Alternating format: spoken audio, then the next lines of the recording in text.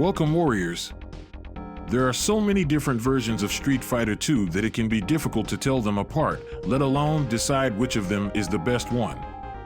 So I played them, even when I told myself not to. So here is my view of them all. Let's get into it.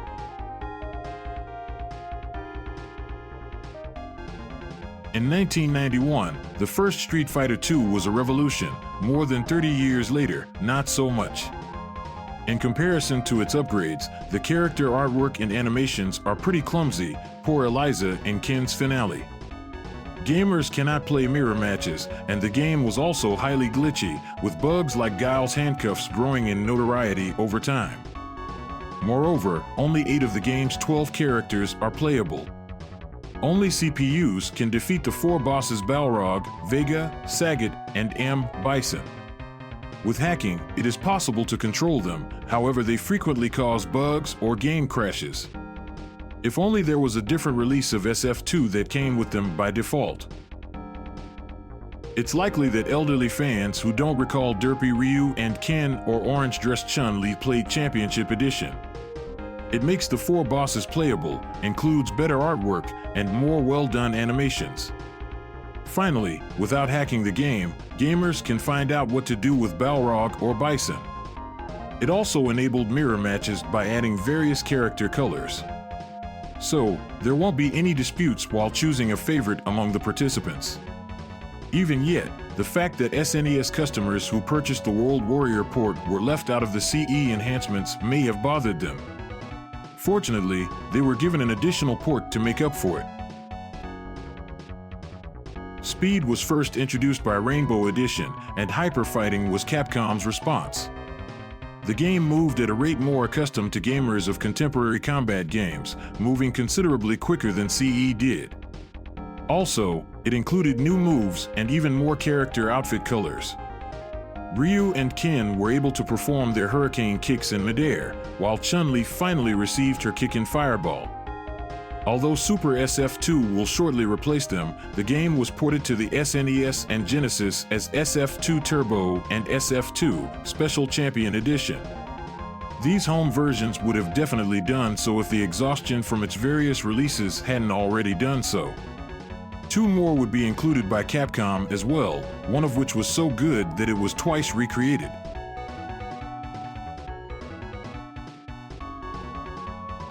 Capcom made this entry as a way to showcase their brand new CPS2 arcade board. The technology would go on to serve as the foundation for future well-known fighting games, including the complete Street Fighter Alpha series, Darkstalkers titles, and Marvel games up through the first Marvel Vs. Capcom game. Super Street Fighter II was nevertheless a little underwhelming when it was released in 1993. It did have 4 new characters, including Cammy, a fan favorite, as well as freshly remixed music and new stages to accompany the oldies that had been redone. Yet when hyper-fighting accelerated the action, SSF2 slowed it down to CE levels. Capcom just wasn't sure if speed was the right move, so it made it a choice for upcoming ports and games rather than keeping the action swift. Except no alternatives when it comes to Super Turbo. Indeed, even on the easiest difficulty setting, the CPU is incredibly challenging, and the new Super Monster Akuma is really difficult to defeat and really finicky to select. Yet, the game is still more enjoyable to play and easy on the eyes in its original 1994 version. Even if it was merely a faster version of Super SF2 with a hidden boss and the brand new Super Combo mechanism. Characters were able to perform one powerful, high-damage move once the meter was full. It takes the concepts from the Art of Fighting series and improved them to make them more satisfying to execute. Even with an HD makeover and the additions of Ultra SF2, Super Turbo's features remained unchanged. At the time, Capcom heeded the advice and switched to Street Fighter Alpha. They still struggled to let the series end, especially considering that its predecessor had been available since 2008 on the PS3 and Xbox 360. It lacked the additional settings and merely provided the redone graphics. Considering that, it makes sense why Ultra SF2 irritated certain individuals. Worth the additional $25 was way of the hat? HD Remix wasn't exactly well appreciated when it first came out either. The inadequate animation in the original Super Turbo was exposed by the new sprites, and the new artwork was even worse than the melancholy shadow pieces in Turbo Revival. Even if it was all copied from the overclocked Remix website, at least the music was good. Super Turbo HD is a better game than others and is decent enough. It simply ought to have been its own thing rather than an HD paint job on 1994-era sprites. Hyper Street Fighter 2 isn't simply another Super Turbo port, it was created to celebrate the franchise's 15th anniversary.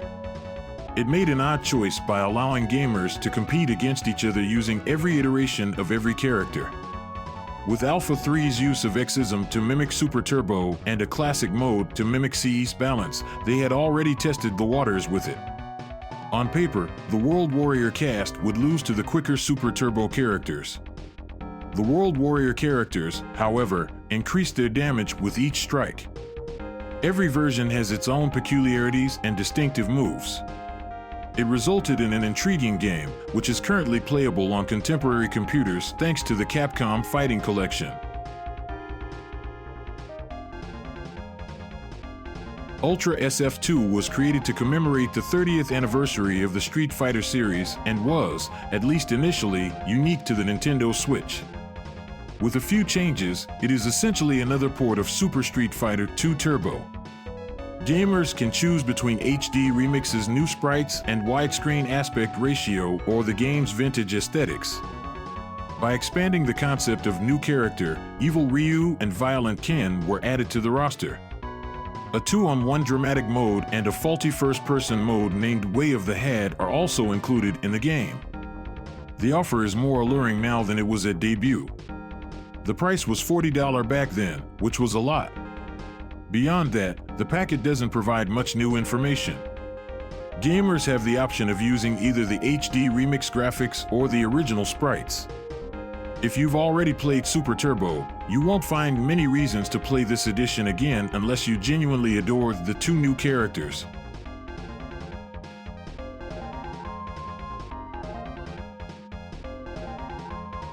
Super Street Fighter 2 Turbo, in its arcade iteration, remains an outstanding game that has gracefully withstood the test of time. Its exceptional design makes it one of the greatest fighting games ever created. Consequently, the idea of possessing a near-flawless 95% version of this game on a handheld device is truly remarkable. Undoubtedly, Turbo is the ultimate version of the game, with Ultra Street Fighter 2 being the most visually impressive.